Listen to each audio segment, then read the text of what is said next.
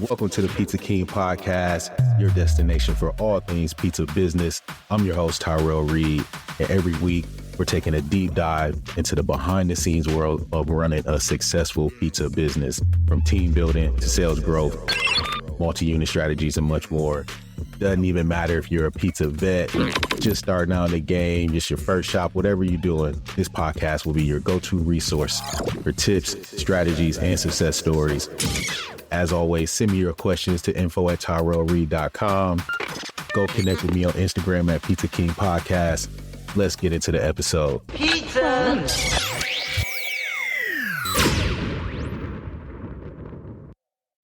Welcome back, Pizza King Podcast family. I'm your host, Tyrell, and you just got me this week. For the last 3 weeks, we've had some pretty sweet guests. If you haven't checked out those episodes, we had Bob Protexter from Pizza Shack in Oklahoma, and we had David with Sonic out here in Florida, and we had Nick from Bricks Woodfire Pizza over in North Carolina. And all three of those episodes were incredible, conversations. And I'm hesitant to say interviews because I'm not really an interviewer. I'm just on here talking and, just trying to have conversations with people who do what we do.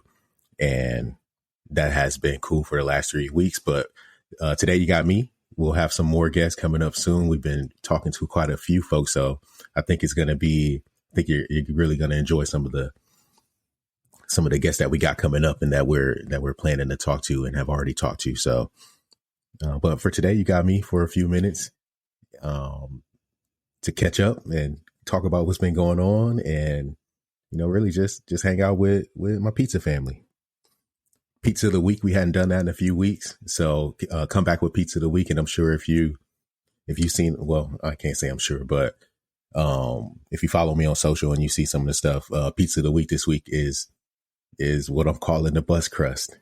And I'll tell you the story if you didn't see it. I had a customer last week, I think it was like Monday or Tuesday, came into the store, or not. He didn't come into the store. He called the store. I answered the phone. He's like, can you guys do stuffed crust pizza? And I'm like, well, we don't. Well, he asked, do you sell stuffed crust pizza? And no, we don't sell stuffed crust pizza. But I'm like, if you want me to give it a shot, I'm happy to try it. I know how to stuff in my mind. I know how to stuff crust. I know how to do a stuffed crust pizza. So he's like, hold on, let me see if she wants. He had to ask the wife. I thought that was funny too, because he was like, hold on real quick. And he comes back. He was like, yeah, let's try it. I wasn't going to charge him, anything. He just pay for his normal pizza. I was just going to do the stuffed crust and, give it a shot. Worst case scenario, you got a cheese pizza.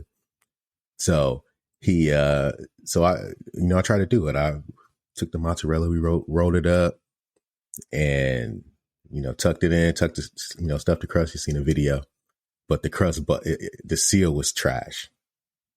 The seal was terrible. I could have used water. Some people said garlic butter. That didn't really seal very well for us, but I could have used water, kind of left the dough. I should have not, kind of like I do how I do my calzones and strombolis, just, flour one side of the dough and leave the other side wet or moist. Could have done that. And, but didn't, just kind of tucked it in, sauced it, cheesed it, busted open, and you could see it in the oven as it was cooking that the cheese was starting to ooze out through that crust. But it came out pretty nice. And so I posted a video of me, going through that process and, just kind of posting the wins and the losses, right? The fail. I was not,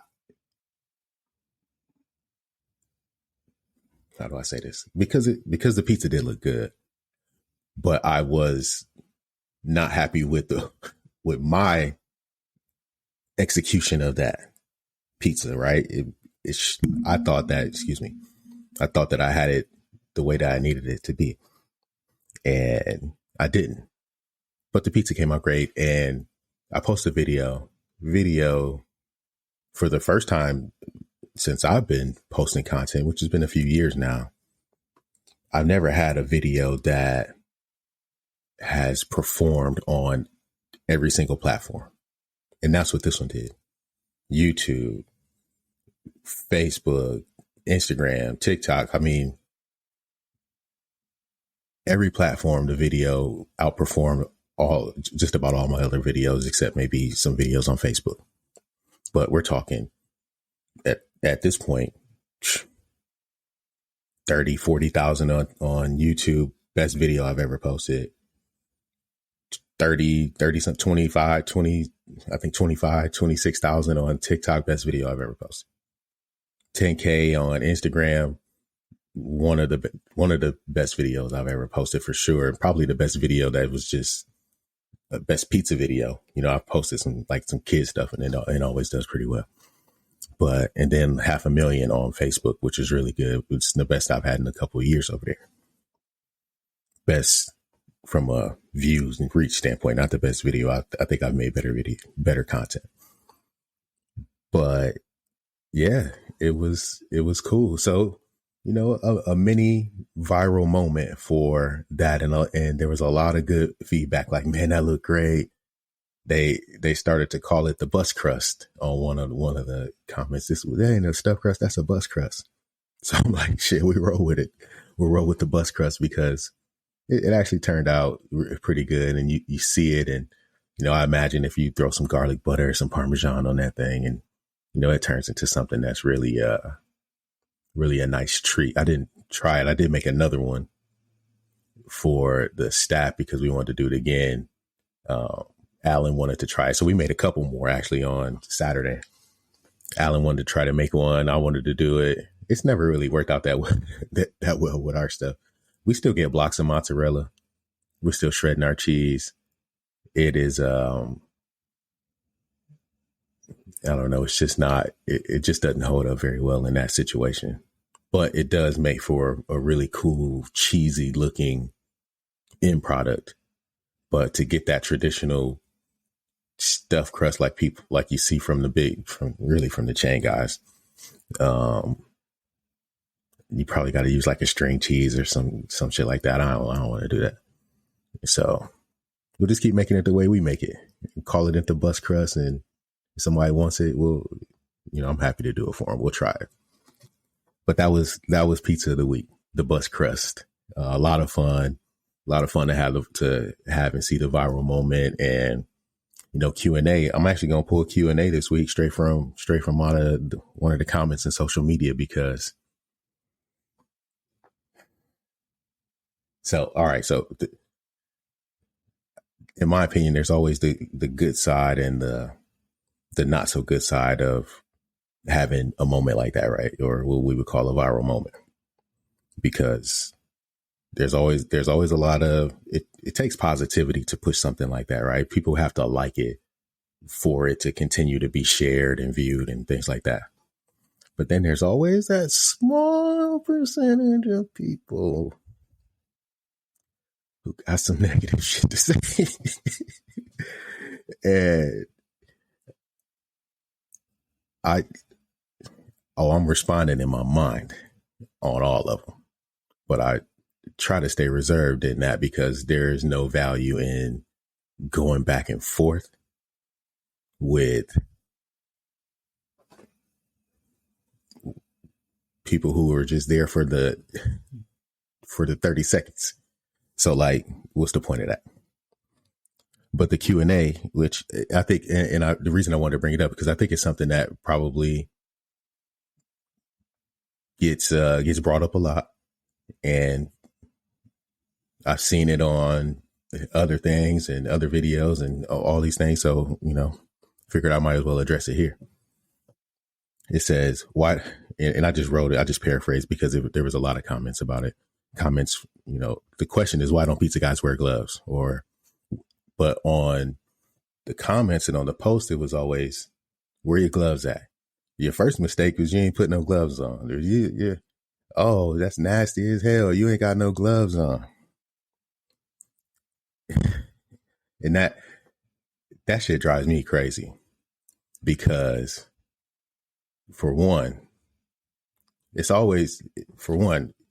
whoever's making a comment ain't somebody that's buying my shit anyways. Like, you probably somewhere other side of the world,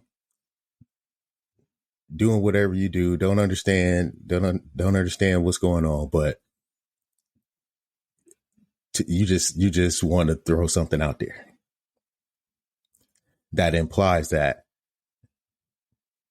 me in my 23 years of being in this business and being in a leadership role in this business don't take my responsibility seriously as a food safety manager, as a restaurant owner, as a business owner, as a leader, as a father, as a person who has been entrusted by the community to provide a product and to provide a service, that I don't take the responsibility seriously when it comes to food safety, as if I would be so reckless.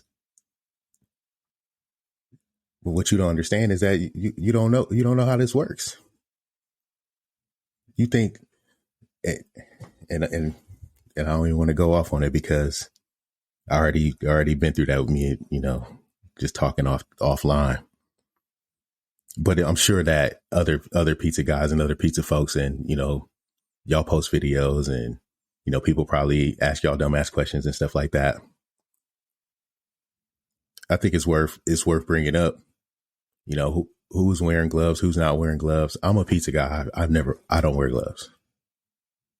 I've tried. I ain't wearing no gloves. And I'll tell you why. Well, the first reason why is that it's not required. At least not where I make pizza. It maybe the law is different in different states and different places, but where I make pizza, it's not required to wear gloves on food before it's cooked. Now, we do wear gloves if we handle raw product. We do wear gloves if we're I'll put on some gloves to get the anchovies or something wet. I don't like the wet toppings. But I think that what the larger issue that needs to be addressed is that people just assume that we don't take the responsibility seriously. Come on, man. That's reckless in itself to even say something like that. But I did take some time to respond to one of those comments, and I figured I would bring that here for Q&A, just as a a way to just address it one time, because I'm not going to respond to every comment, but I will respond here. So this guy wrote, and I'll pop the screenshot up on the screen. But this guy wrote and just said, "No gloves," with a question mark after watching the video, which if you watch the video, clearly you can see I didn't have no gloves on. So I just responded and said, "Is that a question?" And he responded and said, "Yes." So then I'm like, all right, well, I guess I'll answer his question. And I said, so-and-so, addressed straight to him, "You'll find that most pizza makers don't wear gloves unless we're handling raw meats. We do, however, follow strict hand washing and food handling guidelines. I've also found that wearing gloves gives people a false sense of safety and actually results in increased risk for cross-contamination due to less frequent hand washing. Appreciate the question." Now, do you agree or disagree? I think that when you see folks and they're wearing gloves does not protect you. You could still have some gloves, grab some raw chicken, and then go touch something else with those same damn gloves on. Washing hands is what protects us. Washing hands is what prevents cross-contamination. Gloves don't do shit. Gloves don't do shit but protect your hands from touching the product. That's all it does. It does not protect the consumer. So I think that people have this misconception in their minds, or they have this false sense of security when they see gloves. And I get it. In some places it is important, like a sandwich shop, or, on our grill side, we're making salads, we're making sandwiches. That's food that gets prepared and, direct to consumer. But if there's a cook step, like a pizza oven, there's no need to wear a glove. Besides the fact that it's hard as hell to stretch a pizza with a glove on, especially with the style of pizza that I make with flour. It's just slipping all over the place. But, I had to go ahead and address it. So that's my answer. It's not required. It's actually probably more unsafe.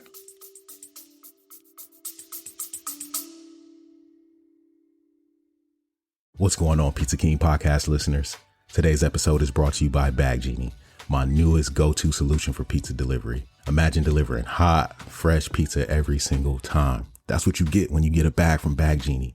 This is pizza bags made by pizza guys. They understand all of the things that we need when it comes to delivering hot, fresh pizza every single time. Look, I've been doing this for 22 years. I have not seen a bag with so much thought put into it, with so much attention to detail and quality in all of the years. It's by far the best bag I've ever delivered with. But here's the best part. Bag Genie is offering an exclusive deal just for our listeners. Go to their website, baggenie.net, and when you spend $200 or more using code Pizza King at checkout, they're going to throw in a free bag. That's right, free. So don't miss out on this opportunity. Elevate that delivery game. Take it to the next level. Visit baggenie.net, use code Pizza King, and claim that free bag. Thank you so much to Brian and the team at Bag Genie for supporting the show. Now let's dive into today's episode.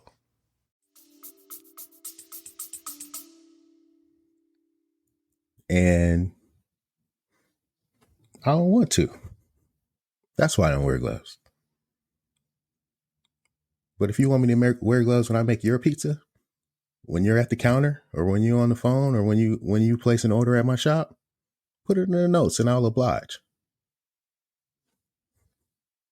That's my answer. I'm happy to do whatever for my customers. So if someone's at my counter and they say, hey, can you throw some gloves on for this one? Absolutely. Sure can. Not a problem. But for people from God knows where, no, I'm not wearing gloves for you. You don't like the video? Don't like the video. That's okay. And that's that's the end of that one. From now on, I see that I'm just going, just like their comment, appreciate the engagement, and keep it moving. What I wanted to discuss today beyond that. So that was Q&A. Thank you. Sorry about whatever rant I just went on about, with that, I apologize. But that one burns me, grinds my gears like Peter says. But I want to talk about, just the overall evolution of our shop. I kind of got in this moment, thinking about where we are versus where we were as we, kind of start with, whenever we do something new or do something different, it always takes me back to just the importance of embracing change and then taking time to appreciate the things that were the change back then, like where we came from, right? Pre-change.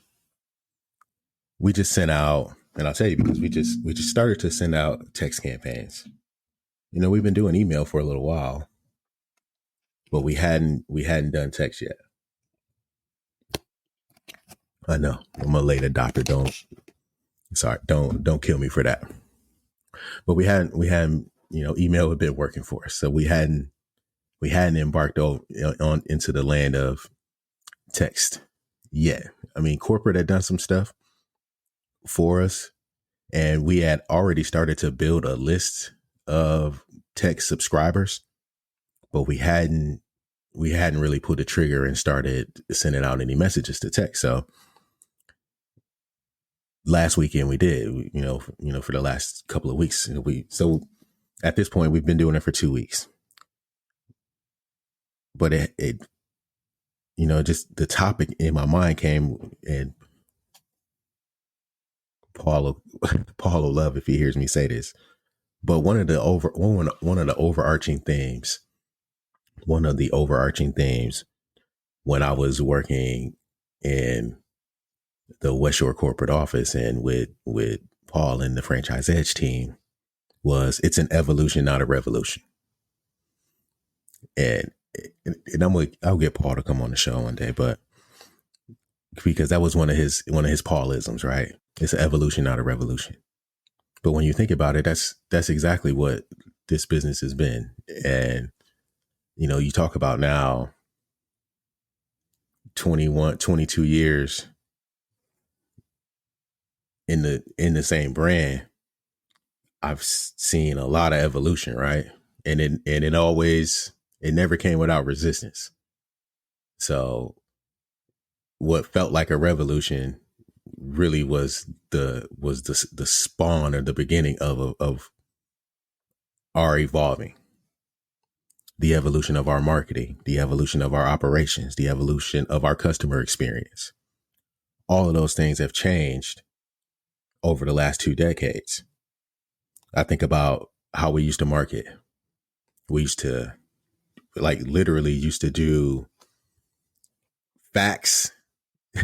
We used to do fax, door hangers, like walking door to door, put menus on doors in mailboxes or cars or in parking lots. We would build a fax list. Like we would do business visits.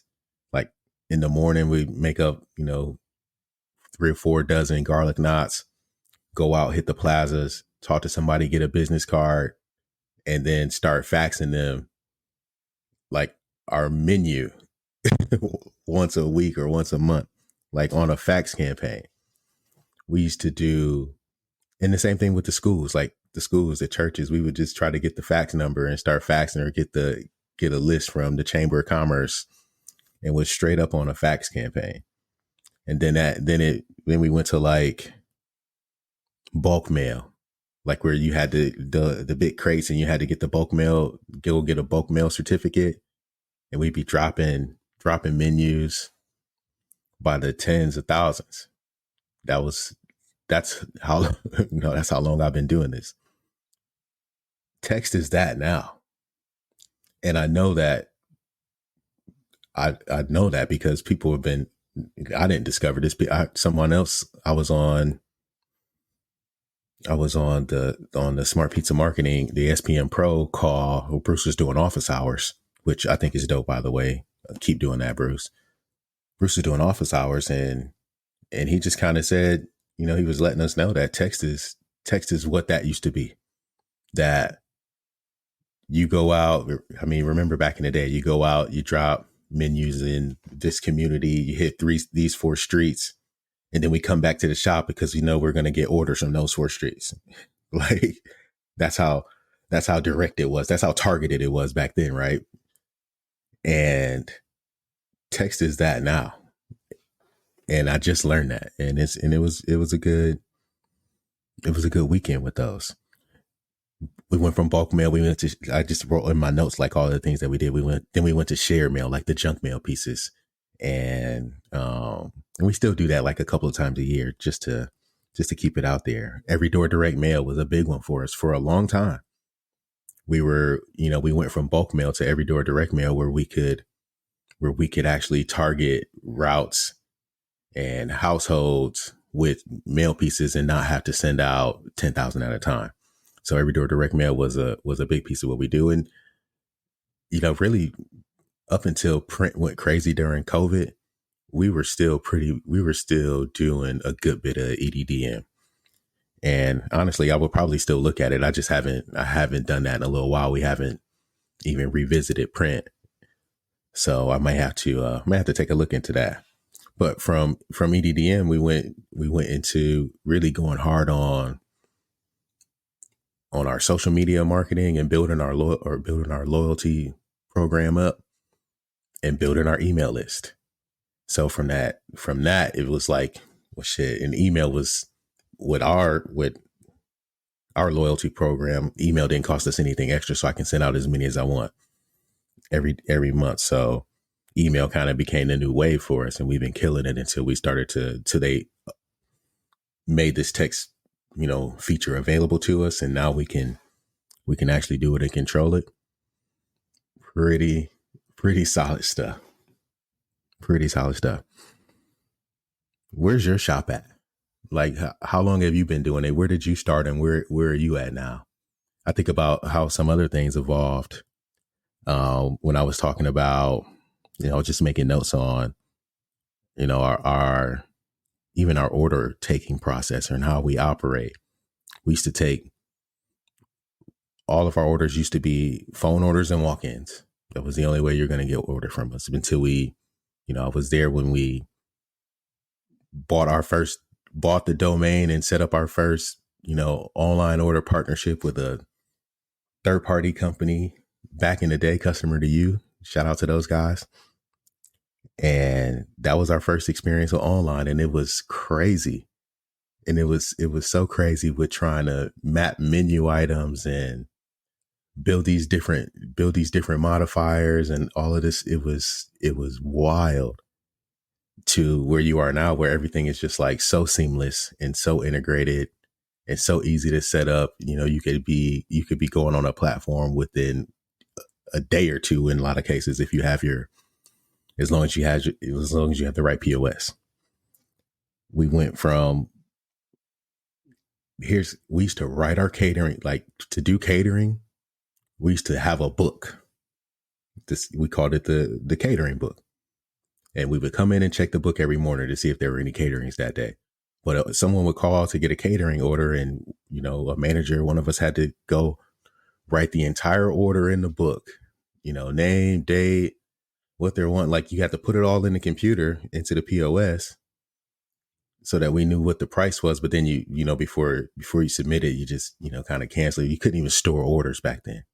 We would take it and write it all down so that we could re-enter it when the day of the catering came. That's, I can't believe we used to do that. Oh my God. That was crazy. But, now catering orders come in, first party through our platform, third party through Easy Cater. Everything is just, I get the alert right on my phone. I can accept it, modifications, whatever. The world has changed. Like, I know it, I know it as soon as it happens. Even before we would, our first online ordering experience wasn't even built for mobile. We had to go to a mobile, get to a more mobile optimized platform. Now everything, I'm telling you now, and we're looking for POS right now, talking to a couple of different companies about making a POS change. And obviously change with us comes, with a lot of moving parts. We're now 19 locations. So a lot of moving parts when we're talking about changing they're not all my locations, but because I've been, part of a lot of the processes, a lot of it starts kind of where we are. Right. So we'll probably be the test store, and we'll try to work out all the kinks and make sure that it's ready for everybody once it is time to launch and make that change. So it usually happens with us first, not just us, but us and a few other folks like Bob and like Paula and, some of the folks that are other franchisees in this West Shore universe. So I'm excited about that, because the things that we're looking at now, I'm telling you, we used to have order pad. I started at Little Caesars. My first job was at Little Caesars, and it was an order pad with a register that we would have to do the X and the Z on. To now we're looking at, kiosk and AI phone attendants. Like, a lot has changed in 2 decades in the pizza game, which is great, because those things used to be barriers in for people doing business. Those things used to be things that would hold you back, because if you were a pizza guy, you didn't want to do all that stuff. You weren't going to set up inventory modules and, scheduling platforms and doing all, everything is just so integrated and so easy now. We used to write schedules by hand. We used to build them on Excel. We used to do everything is just so easy now. If you embrace the change, it makes it easy if you embrace the technology and embrace the change. So what I'm excited about is what's next for us as we look, for new POS partners, new loyalty, having, getting my eyes open with text. And the text is crazy. I'm telling you. So we just started it. And let me be one to encourage you that if you've been thinking about adding a text platform, like if it's Boostly or if your loyalty, platform offers an SMS option or an MMS option, do that shit, because we did it. We were resistant because it was like, man, I don't know. I don't know if I wanted to spend that money, right? Do it. It's a game changer. And it's just like it was before, where, even with, I said when we would door hang a street, we knew we'd get orders from that street. When we were even EDDM to a certain degree, when we would hit these routes, we knew where our orders were going to come from based on where we were marketing, versus having to do like these big blanket campaigns. We could get targeted down to the street, which is important in a business like mine, which is a, mostly delivery business. So do text. Text is like, they get the message, you're on their mind, and you're on your phone, you got your phone, you're going to check your text.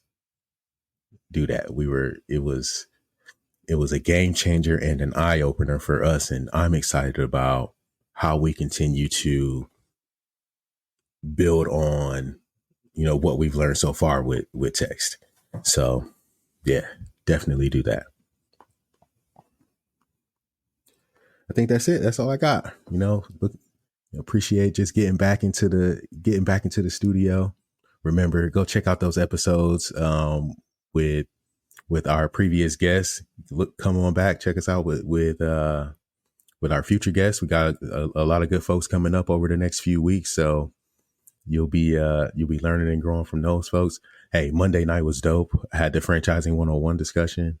That's going to be our first piece of premium content. So if you're subscribed to Pizza King Podcast Plus, you can you'll have access to the Franchise 101 discussion and other soon to be recorded and released premium content. That's going to be more of the stuff where we dig in and teach, even stuff like this text. Like I'll go in depth on, how we set up the text messages, how we build the links, and, how we're distributing our list. Like I'll give you an example. Like we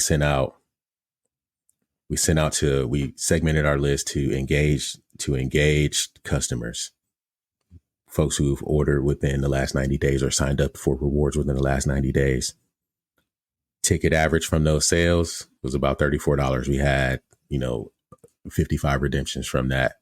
It took a lot of folks off of the list versus our full all records list. But because they were engaged, we got a higher percentage of orders from those folks versus what we did this weekend when we sent out to the full list. So, we can go a little bit deeper and in depth on some of those types of things. And so I'm just happy to be back. See y'all soon. Tune in for next week's episode. Remember to like, subscribe, share, leave a comment, feedback. Go follow us on Instagram. Follow us on Facebook. We're also on TikTok, wherever you do your social media. Tap in with me. If you want to be a guest on the show, reach out to me. Send me a message on Instagram. That's the best way, the best place.